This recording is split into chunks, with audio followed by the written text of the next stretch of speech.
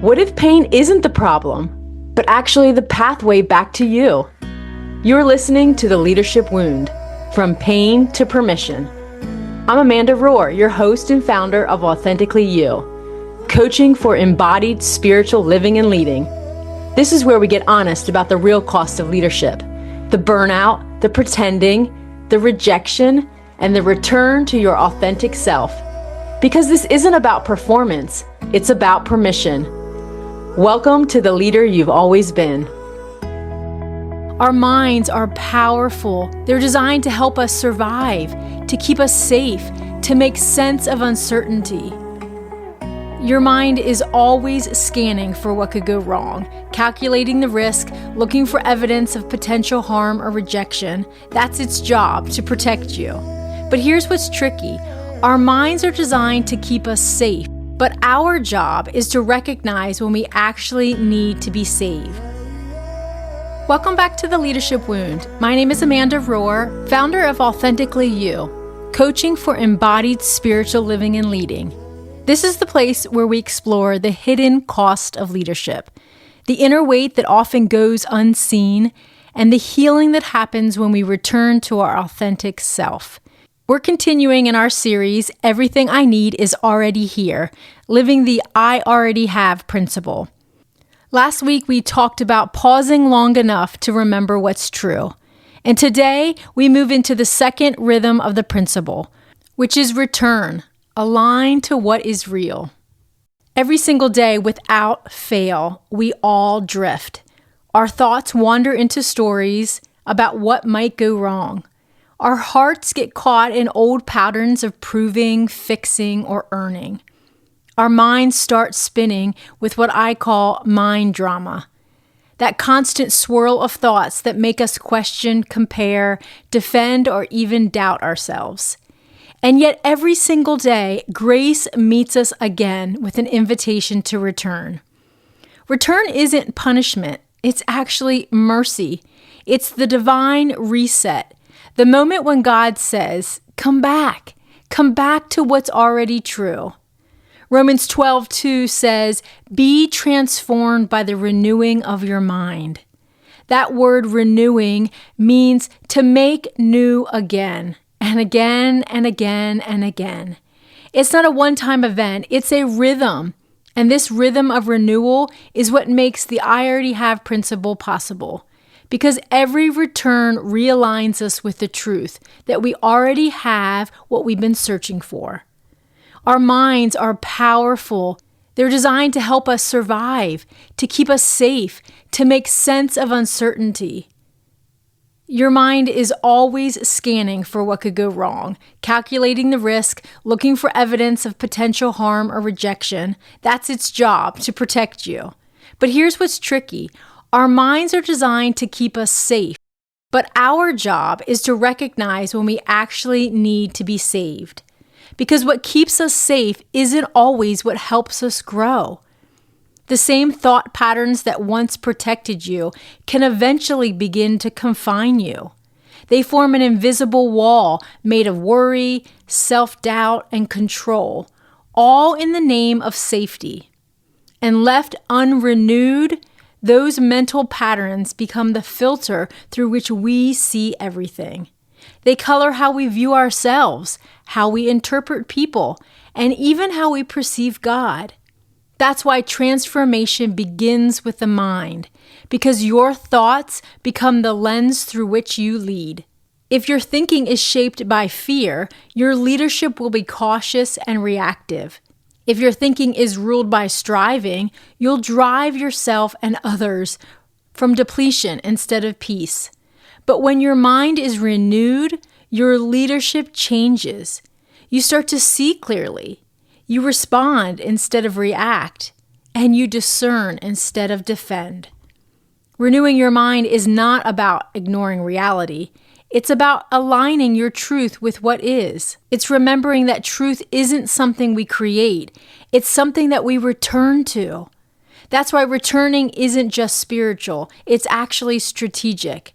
As a leader, returning to truth is how you steward your influence with integrity and emotional health. And what we need most now is emotionally healthy leaders.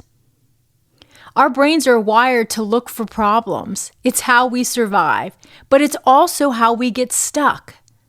We can be prone to returning to old stories, like, I should be further along than I am. I definitely can't rest until this is fixed. If I don't do it all, everything will fall apart. That's what I call mind drama. It's the mental noise that pulls us out of peace and into performing. And when that happens, we forget what's already true. We forget that we already are loved, we're already provided for, and we already have enough. And here's the good news. The moment we notice the drama in our mind, we've already started to return. The first step is always awareness. It's the doorway back to alignment. And every time you catch yourself spiraling in thought or stuck in fear, you're not failing. You're actually being invited to something else. That moment is called grace. It's God saying, you can come home now. The return isn't about fixing yourself. It's about realigning with what's real. It's about remembering that truth never moved. It was always there. You were the one who moved. And the moment you stop resisting, you find that peace has been waiting right there where you left it all along. That's the heartbeat of the I already have principle. When we return, we remember. When we pause long enough, we're able to return and remember. We already have what we need. We just forgot where to look. This is where mind work meets soul work. When you notice a thought that creates fear or shame or pressure, pause long enough to ask yourself, is this thought true? Or is it just a familiar thought that's been replaying in my mind over and over? What might be more real than what I'm believing right now? What's the story I'm telling myself about this circumstance or person? This is how you bring the wandering mind back to the truth of sufficiency and abundance. You don't fight the story. You replace it with what's real, what's true. And when you do that over and over, something begins to shift within. Your brain begins to rewire itself towards peace instead of panic, towards responding instead of reacting. You stop performing and you start participating in the flow of grace that God has given you. Returning is like stepping into that river of grace. The current of God's goodness never stopped flowing. We just stepped out of it for a while, distracted by all the noise that was on the shore. But the river never left. It's always moving. It's always available. It's always carrying the love and wisdom that we need. And when we return, we simply step back into it. And the moment your feet touch the water, you remember, I was never disconnected in the first place. I just forgot. The I already have principle isn't about achieving alignment once and for all. It's about learning to return again and again and again to what is real. It's about using those return muscles. Here's a simple way to practice this rhythm of returning when the mind drama takes over within you.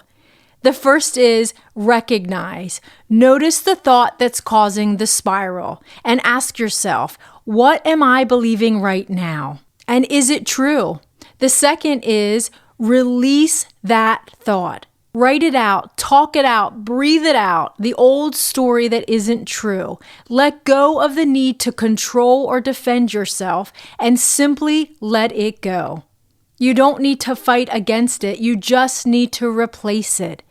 And that's the third step. Return to what is real. Whisper these words, the Lord is my shepherd.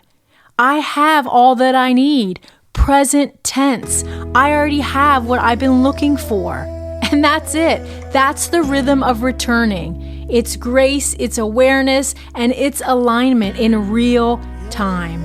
Carve out some time this week and ask yourself these questions. What stories or thoughts tend to pull me out of peace and into performing, into earning, into defending? How might you practice returning with grace instead of shame? This is a great place to practice compassionate curiosity of your thoughts.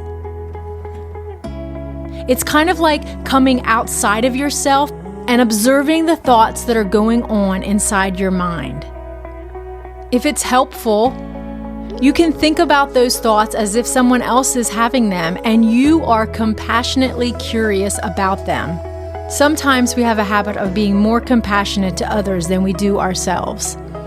And the third question, what does it look like to step back into the river in your current season of leadership or life?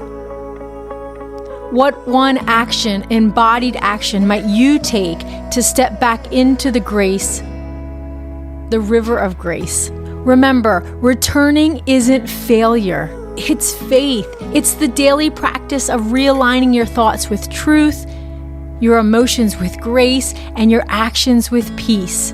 Because you will drift. You are human, and it's normal. We all do it. But the gift is that you can always come home. And every return reminds you that the shepherd hasn't ever moved, that the river is still flowing, it's accessible, and God is always at work. And you already have everything you need. All you're doing is remembering and returning to it. Thanks for joining me in this series of the I Already Have principle.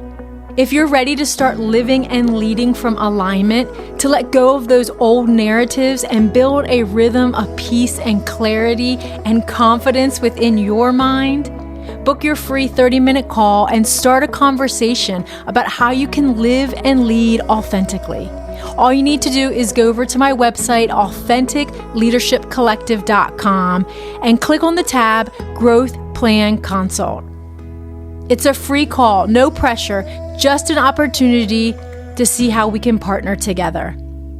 On my website, you can also download my free morning meditation. It's part of my Authentic Leadership Starter Kit. It's a guided way to quiet the mind, return to truth, and begin your day grounded in the peace that is already yours.